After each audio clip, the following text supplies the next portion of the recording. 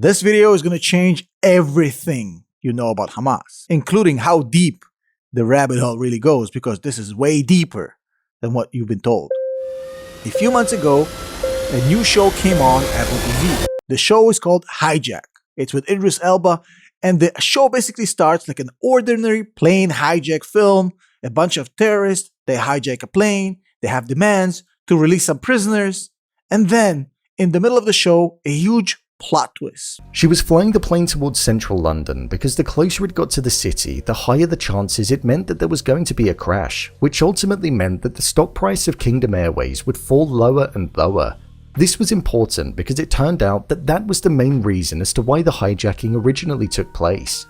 We initially thought that it was to get Edgar and John out of jail, but despite that being a small reason, the main reason was because they made a deal that essentially bet on the stock price crashing down, which is something that they were successful in doing, and they made a ton of money in doing so. What would you say if I told you that this is exactly what's going on right now with Hamas? There's two ways of making money in the stock market. One is to buy a stock, hold it, and then sell it. The other one is called shorting a stock or buying a put. Now, shorting a stock essentially is borrowing a stock that you don't own, selling it to somebody, and then repurchasing it in the open market and giving it back. Now, if the stock in the meantime fell, the spread is basically yours. If you borrowed that stock when it was 100, you sold it for 100 to somebody in the open market. Meanwhile, the stock crashed to 50. You buy it back at 50, give it back, you made $50. Now multiply it by a few zeros. You understand how big this thing is. The thing is that according to this study that was published on December 4th, this is exactly what happened.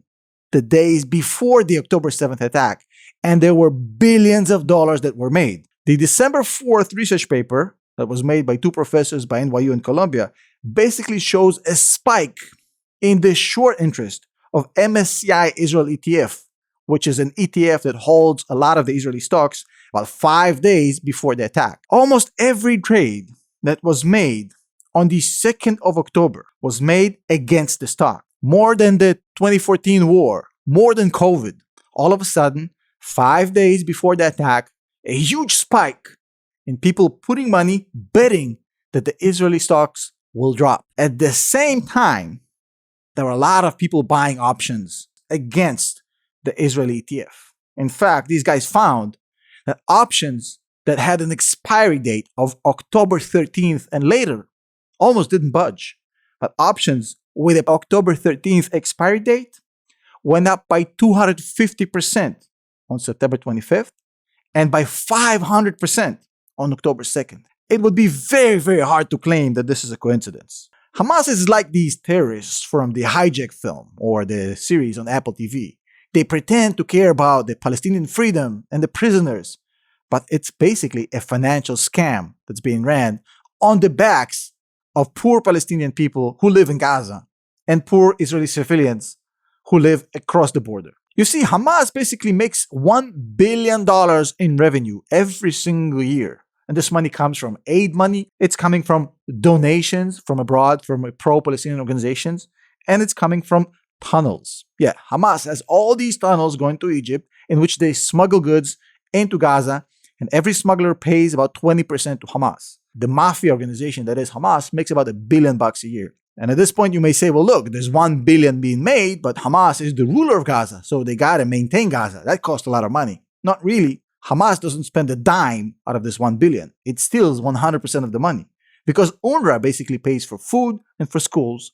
There's no real infrastructure being built in Gaza. Hamas has done none of that. There's no shelters. There's no industry. Hamas's only job is to take this money, steal it, and perpetuate the poor, angry mob that it needs to keep this scam going. Allow me to explain. Look at the leaders of Hamas. Look at Ismail Haniyeh. Look at Khalid Mashal. They both live in Qatar, and we can go down the list. All of them are billionaires. And this is exactly how the scam works, despite what they're telling you in mainstream media. I know it seems right now that Qatar and Iran are best friends forever, but that wasn't always the case. The Qataris used to be very independent. Yes, they're a small country, but they used to be absolutely 100% independent. But they needed protection.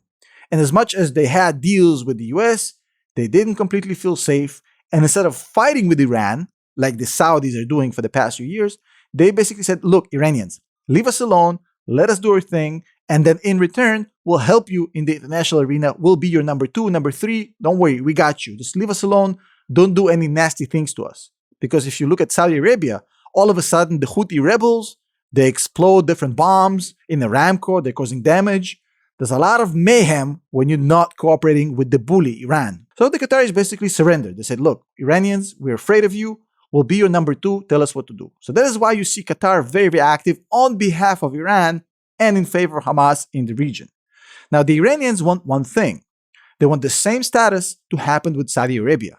Saudi Arabia is also very close to the United States, and they also have a shaky relationship with the United States, like Qatar had, and they're trying to get in the wedge and say, hey, Saudis, you can't trust the Americans. We'll protect you. Just be our number 2, number 3. We call the shots. We're the boss, and you are going to be lieutenants, just like Qatar is.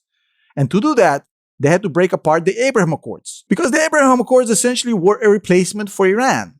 If the Saudis have the Abraham Accords, they are not fearful of Iran whatsoever, because they have the protections of the Israelis on the ground, of the United States on top, and everybody in that trio makes a lot of money with energy. It's a beautiful arrangement. But the Iranians, they lose everything if it happens. So the Iranians pull the lever, they get Hamas to self-implode, and try to destroy the Abraham Accords. It worked before, by the way. Not everybody knows this, but back in 2006, this is exactly what happened with Qatar. Qatar was on the fence, and then Hezbollah starts a war with Israel. Israel doesn't clean up Hezbollah, looks weak. What does Qatar do? They say, well, we're done with you guys, and they go over and make peace and beautiful relationships with Iran. So what happened in 2006 with Qatar and Iran? By showing that Israel isn't strong enough, now the Iranians are trying to do again, trying to sacrifice Hamas to get the Israelis to go to war in Gaza, not complete the mission, look weak so that the Saudis crawl to the Iranians. That's the idea here. Now, the subcontractor for this is Hamas. Now, Hamas is using the population as peons. They basically don't give a rat's ass about the Gazan population, 2 million people whose only purpose is to serve the interests of Hamas. They grow generations of people who are indoctrinated to automatically hate Israel and think that it's only the Israelis' fault that they live like this. They keep them poor, they keep them uneducated, they keep them extreme so they can weaponize these people against the Israelis. And Hamas, by perpetuating this and causing more and more violence, isn't really trying to get to a Palestinian state. That's not the point.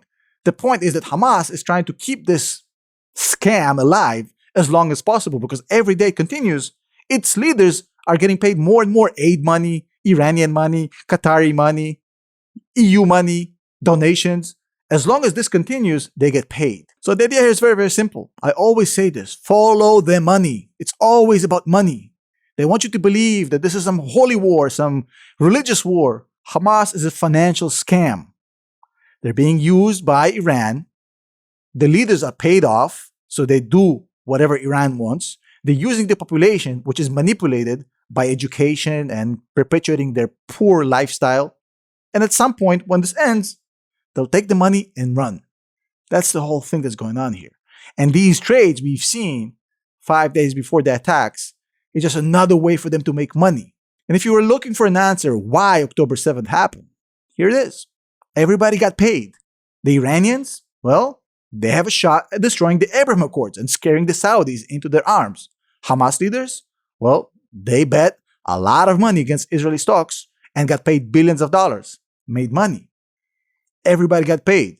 Now the only thing that Hamas wants is to survive so that the scam can continue. And by the way, if you want to understand more about the current war that's being waged between Qatar and Israel over control of Gaza, in case Hamas does not survive, and it's a beautiful, interesting topic, which does not get discussed at all in mainstream media, I made a whole video breaking it down. I'm going to put it right here. I'm going to subscribe button right here if you haven't yet. And of course, if you would like to support this channel, because these videos are mostly not monetized because of the sensitive topics we discuss here, consider joining as a channel member so that you can support these videos and this channel. Those of you who join, when you comment, I can see the little symbol next to your name. Thank you to the all 59 of you that joined so far. You guys keep the channel going. Thank you so much. I'll see you in the next video.